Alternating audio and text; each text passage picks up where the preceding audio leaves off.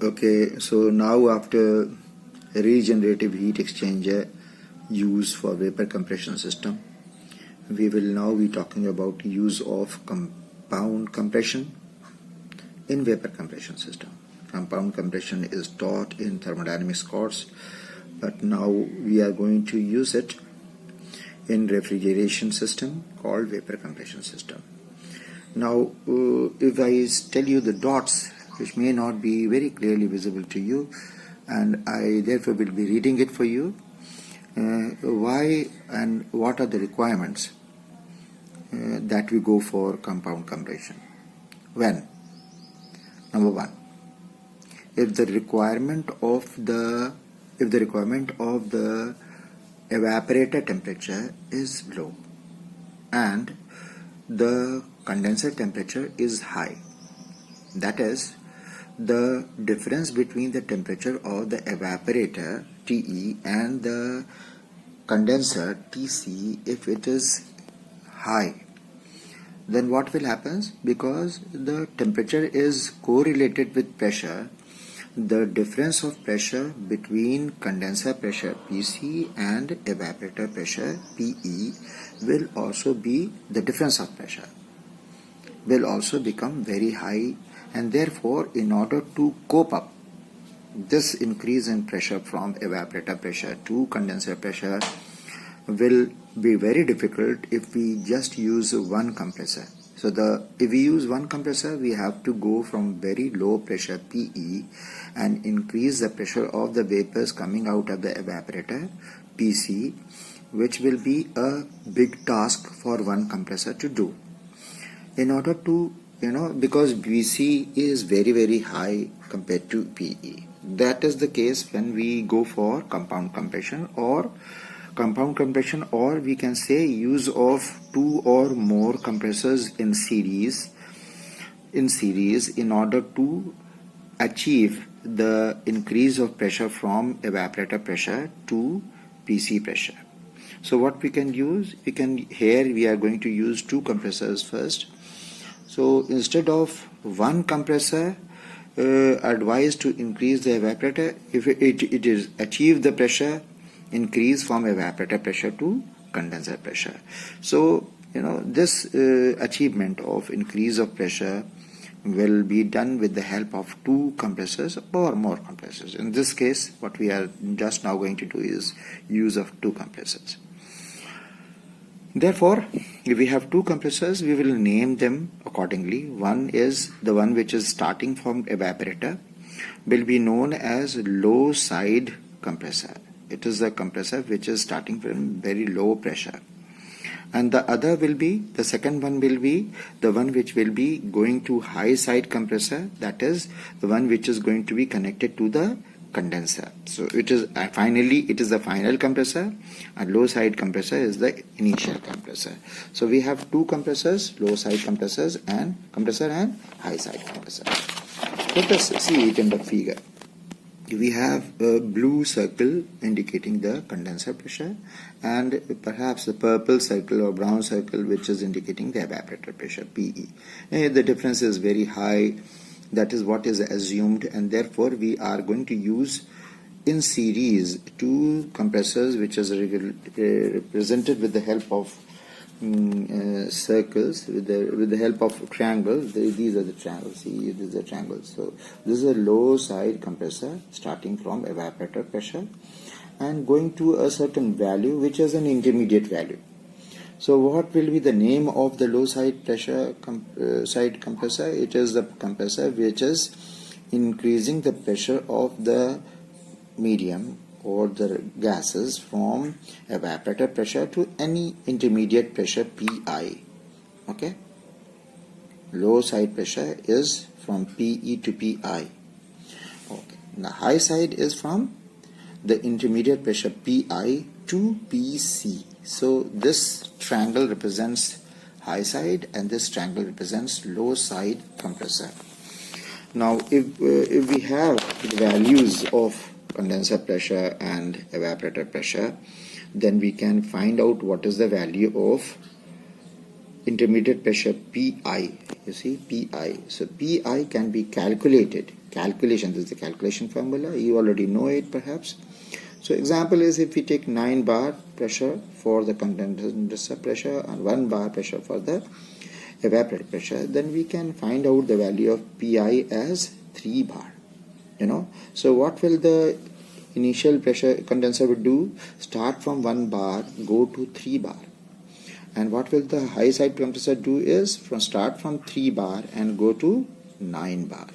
So this is how it is going to work.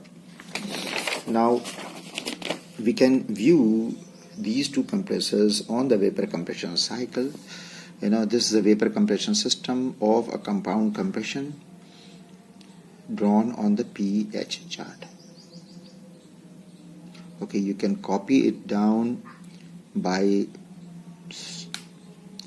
making the video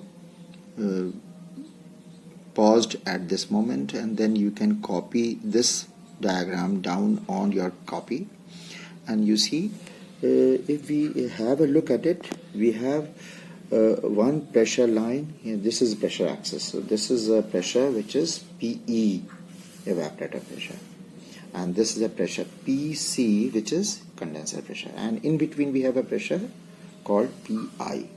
So what is the first compressor doing? From PE pressure it is going to PI pressure. So 1 to 2 is a process of isentropic compression by the low side first compressor, as we said, from 1 bar to 3 bar. For example, it is not mandatory, just to take an example. In the same manner, it also starts from 3 to 4. Why did it start from 3 and not from 2? That we will discuss it out. So you know that if you have studied compound compression, you may be knowing it, but I'm just saying, I will be repeating it. So 3 to 4 is a process which is isentropic. This is isentropic line. It may be a bit more slant, but this process from 3 to 4 is showing a increase from PI pressure to PC pressure. So this is a high side compressor. Now at this moment I would like to tell you that if we would have used just one compressor starting from PE pressure, this is a PE pressure line and this is PC pressure line, we would have started from 1 and gone like this and ended up at 2 dash. You see, this line would have been one line and one compressor would have been used. So if we see from 1 and 2 like this will be the area which will be showing the compressor work done by the single compressor used. But if we have two compressors, so 1 to 2 will be the area under this curve, will be showing low side compressor, and 3 to 4 will be the area under this curve which will be showing the high side compressor. Comparing, we will see that 3 to 2-4 will be the decrease of compressor work, which will be benefit by using two compressors.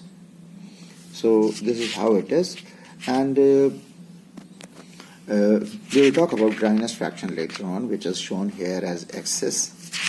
But let us go to the schematic diagram of the compound compression. What is the schematic diagram showing is that we have condenser here. C stands for condenser, so this is a condenser which is rejecting heat to the atmosphere. This is evaporator which is absorbing heat from the space, from the room, and giving you the cooling effect. So this is the evaporator heat absorbed by the refrigerant or working media passing through this heat exchanger. So this process is the cooling effect. Now, with this, what is our interest? And this is compressor number 1, this is compressor number 2. This is low side and this is high side. Now if I see here, this is a chamber which is actually acting as a expansion valve from PC pressure to PI pressure. Now this is wrongly written, it is PI. So PC to PI is the drop of pressure. So if we have increase of pressure from PE to PI, what is this? First compressor is from, you remember that chart? You remember PE to PI. So this is PE to PI 1 to 2, 1 to 2, PE to PI. So this is the intermediate, this whole setup 7, 3, 2 will be under same pressure condition called PI. So that is PI 7, 3, 2, right? So 7, 3, 2 is on the same horizontal line which is representing PI. It also includes 8 and 6. So 8 and 6, 8, 6, 7, 3, 2 are all the state conditions which are on PI pressure. Okay. So I can say 8, 6, 7, 3, 2, all 5 having the same pressure, PI, intermediate pressure. So if we see that, then we will say that this equipment is nothing but which is, and from if we take the second compressor, then PI to PC was its work. So this equipment is at the highest pressure PC, this equipment is at intermediate pressure PI, and this equipment is at the pressure PE, evaporator pressure. So if we take the fluid from condenser, this is the condenser. So if we take the fluid from condenser, say if it is passing from 1 to 2 and then it is going to 4, how it is coming, don't worry about it. From 4 to 5 is condenser, 4 to 5 is condenser. Let us see. 4 to 5, 4 to 5 is condenser.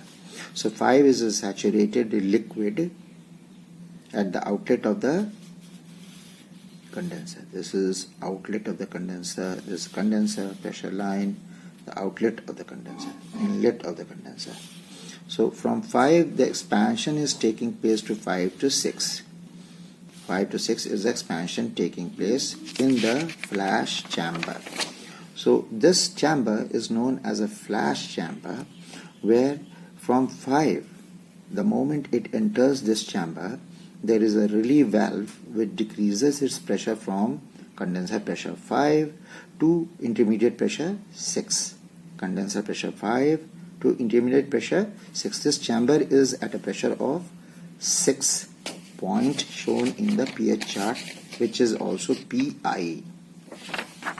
See, condenser pressure PC is expanded in the flash chamber box and coming to state condition 6, which is at PI pressure. 6 is the whole of the chamber which is at 6 condition. The whole of the chamber inside will be at 6 condition. Okay. Now the chamber is separated with 2 regions. One is shown by a certain shading and the other is white. This shaded portion represents liquid and the other portion represents vapor. So this is a line which is the top layer of the liquid. So 6 is consisting of liquid, pure liquid and pure vapor. 6 is consisting of pure liquid and pure vapor, but it is vapor and liquid both. Vapor and liquid both. So the chamber is containing liquid as well as vapor. Anything which is having liquid and vapor. But if we see it in another angle, another view, we will say, okay, the lower portion is liquid and the upper portion is vapor. Now let us understand it. 6 is the chamber which is having liquid and vapor both. But if we talk about lower portion, we are talking about pure saturated liquid. So 6 is consisting of 8. What is 8? Saturated liquid. And what is 7? Saturated vapor. So if we have 8 and 7, 7 is vapor, 8 is liquid. So 8 and 7, if we mix, it becomes 6, which is the total content of the chamber. So if we take out, this is pure 8, if we take out, this is pure 7, but 8 and 7 mixed condition is 6. So this is pure vapor, this is pure liquid. Whatever is coming from the top is vapor, whatever is going down is liquid. Is it clear? Flash chamber is a separation chamber. Is a chamber where liquid and vapor comes after expansion from condenser from PC pressure to PI pressure. But when it comes after expanding, a certain amount of vapor is produced because of the drop of pressure. And this vapor is said to be having a separate area, which is vapor always goes on the top and liquid always goes on the bottom. So it is separated, self-separated. And if it is taken from the down, no vapor can come out. If it is taken from up, no liquid can come out. So this is separation chamber actually. Flash chamber is nothing but a separation chamber. Also, it decreases the pressure from PC pressure to PI pressure. So it is type of an expansion valve. It's a throttle valve. It is a throttle valve which separates liquid and vapor. This is also throttle valve, but it does not separate. It cannot give you liquid separately and vapor separately. But this can give you liquid separately and vapor separately. Is it clear? So what we will do is, we will take the vapor from here, we will take the liquid from here. There is a question. Does the vapor participate in giving you cooling effect in the evaporator? The evaporator heat is absorbed by converting liquid into vapor. The latent heat is absorbed and therefore liquid converts into vapor. Now if we allow this vapor of 7 condition also to come here, it will not be having any participation in cooling effect. So why to use this person who is of no use? Let him go from here and let us take these people who are, this liquid, this is my way of talking, and let it pass now. So let the liquid go, which is of use. So what we will do is, we will separate. We will separate 8 here and we will separate 7 here. And therefore now 8 will pass through the expansion valve. 8 to 9 is expansion process, the real expansion valve, this one, not flash chamber. 8 to 9, again, drop of pressure. So this is PI pressure, this is PE pressure, this is PC pressure, this is PI pressure. PC to PI with the help of flash chamber, PI to PE expansion with the help of throttle valve. So as we are having increase of pressure with the help of compressor 1 and compressor 2, we have decrease of pressure with the help of flash chamber 1 and second component as expansion valve. So PC to PI, PI to PE, PE to PI, PI to PC. This is decrease and this is increase.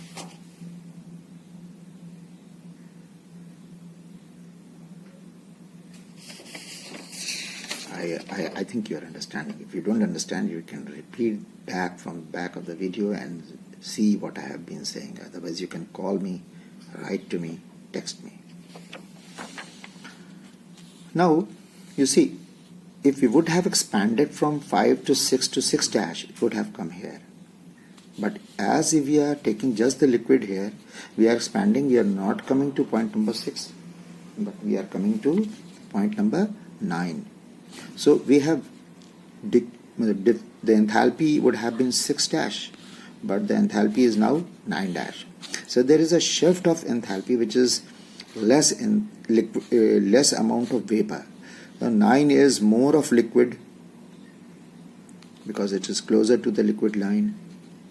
6 is from here to here. This is the amount of vapor which has been formed. So as we grow from this side to this side, we say liquid is converting into vapor. So at the point which is closer to this line will be having more of liquid. The point which is vapor closer to this line will be having more of vapor. That is what we say dryness fraction. Dryness fraction is what? X. And X represents the amount of vapor present in total mass. X is what? Amount of vapor present in total mass. So X6 represents the dryness fraction at point number 6. Mass of vapor present in point number 6. So what is the vapor which has gone to point number 7? So vapor mass will be going from here. Liquid mass will be separating from here. So what is the total coming is being separated here. The vapor is going there, the liquid is going there. So there will be two type of mass flow rate. M total, which is mass flow rate of refrigerant, will become going here will be MR1. If we say this is number one component, this is second component, the separation is taking place. So this liquid which is going will be said as MR1. And this liquid which is going, this vapor which is going here is known as MR2. So total M is now distributed in two parts. One which is going here is the liquid, and the one which is going here is the vapor. So this vapor which is now going here is not going to participate in the lower portion. So this is being diverted. A certain amount of bhid or crowd is saying, okay, you people go from here. Rest of the people come here. Total people coming from here. So the gas going there, liquid coming from here. You understand?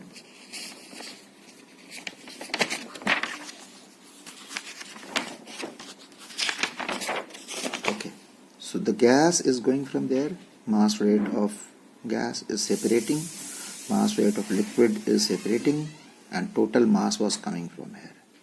So MR1 is coming from here, MR2. If I say 2 is going there, second part is going here, first part is coming here. You can say MR1 here, MR2 here, but if I am saying MR1 here, then let us assume it. So this is coming here. So what will be the compressor 1 having? It will be having WC, work done by the compressor number 1, is equal to MR1, liquid coming here becoming vapor, and MR1 into H2 minus H1. H2 minus H1. That will be compressor work number 1, compressor, low side compressor will be doing. Now when MR1 is going here and the rest of the vapor is coming, this is vapor. This will be going to here, the MR1 be going, MR2 will be coming here. So from 7 condition is MR2, 2 condition is MR1, 3 condition is total MR, which is going up and coming here and again getting separated. So total is coming here, getting separated in two parts, and the first part going here, second part again combining here at point number 3. Okay, so let us see. So 7 is the vapor coming out of the flash chamber, 2 is the vapor coming out of the first stage compressor. 7 and 2 combined will give you 3, which is the total mass flow rate of refrigerant. How will we calculate that? Listen to it because I am not writing. MR1 into H2. MR1 into H2. H2 is the enthalpy of point number 2. This is the energy content. MR2 into H7. MR2 into H7. So MR1 into H2 plus MR2 into H7 will be equal to MR, that is the total MR, into H3. So you have the value from isentropic compression of point number 2. You have the value of point number 7 because it lies on PI line. So H7 is known, H2 is known, and mass rate of refrigerant is also known. Mass rate of refrigerant here is also known. You can calculate the value of H3.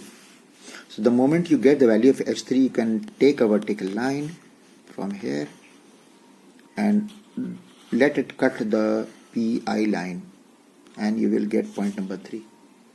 So from point number 3, you can again draw isentropic compression line, which is for second stage compressor. Okay, I hope you understood it.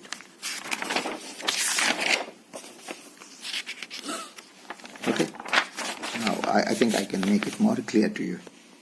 Low side compressor work will be equal to WC1 will be equal to MR1 into H2 minus H1.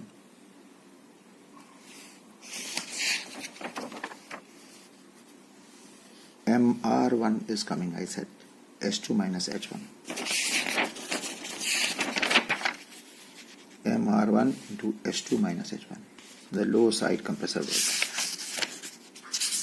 Okay. High side compressor work is equal to total MR1 plus MR2 into H4 minus H3.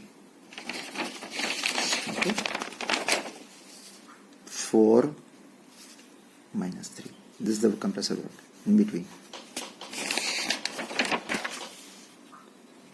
4 minus 3.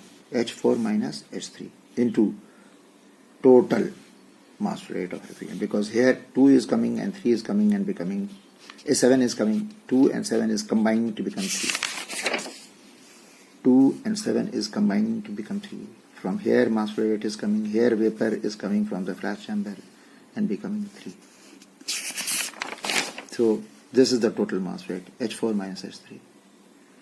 Now how to get M dot total and MR1? You have the question in mind. So if we calculate from X6 is the dryness fraction, is equal to MR2, mass rate of vapor. Mass, what is dryness fraction? Mass of vapor upon total mass. What is dryness fraction? Mass of vapor upon total mass. What is the amount of vapor in the total mass is known as dryness fraction. So what is the amount of vapor? So if we see here, the vapor, this chamber is combination of it, and then vapor is coming at point number 7. Okay, this is another mass rate number 2, and this is mass rate number 1. So MR2, which we have said that one which is escaping, is what? Vapor. So mass of vapor is nothing but MR2. Mass of liquid is nothing but MR1. So MR1 plus MR2 will be total thing which is coming. So we can therefore use the formula and say, so MR2 upon MR, total MR. Total MR, X6 is equal to MR2 upon total mass. Say, if I have taken for the value of dryness fraction as 0.6, because you know, if you see the pH chart, you will see dryness fraction lines coming like this. You can always find out the point at which this 6 is coming and see what can be the value of dryness fraction. I have assumed it as 0.4 because here it is 0, 1, 0.1, 0.2, 0.3, 0.4, and then becomes 0.9, and here it becomes 1. So I thought, okay, this distance is 40% of it. So he said, okay, let us take it as 0.4. So I have taken it as 0.4, see. Now, as I have always been saying, let the amount of heat to be absorbed is 1 ton of refrigeration. So 1 ton is equal to 3.5 kilowatt is equal to MR1. This is the mass rate which is participating in giving you the cooling effect into H1 minus H9. So what is QE equal to? QE is equal to H1 minus H9. H1 minus H9 and mass rate of refrigerant coming from this side, which is MR1. Okay. So H1 minus H9 into mass rate of refrigerant going through this separation and coming here, MR1. So this is the cooling effect. MR1 can be calculated from here, because if we have 0.4 and if we know H1 and H9, we can calculate MR1 from this formula. If we calculate MR1 here, after putting H1 and H9 and the amount of cooling effect that we need to have, in this case it is 1 ton, so MR1 is equal to 3.5 divided by H1 minus H9, we can get MR1. After calculating MR1, we can put it here, and then if we have 0.4, MR2 can be calculated, because if we don't look like this, so MR1 is calculated from here, 0.4 is there, MR2 is there, MR2 can be calculated. So MR2 can be calculated, and therefore MR1 plus MR2 will be giving you total MR. So what is work of compression by the second compressor is equal to work of compression by the second compressor is after mixing the two stream, and then it is compressing from PI pressure to PC pressure. Okay, so from PI pressure to PC pressure, 3 to 4, H3 minus H4. So this is work of compression is equal to total mass H3 minus H4. What will be the total work done is equal to WC1 plus WC2. WC1 plus WC2. So, and what is the refrigerating effect is equal to Q is equal to MR1 plus into H1 minus H9. So, therefore,